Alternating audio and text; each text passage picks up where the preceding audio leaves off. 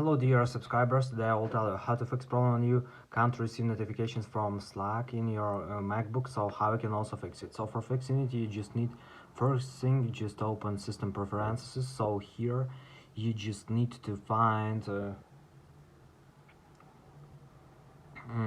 notifications. So here you can see notifications and focus.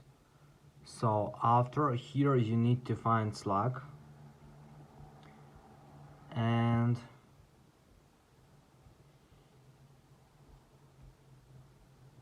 here you need to check if you allow notifications.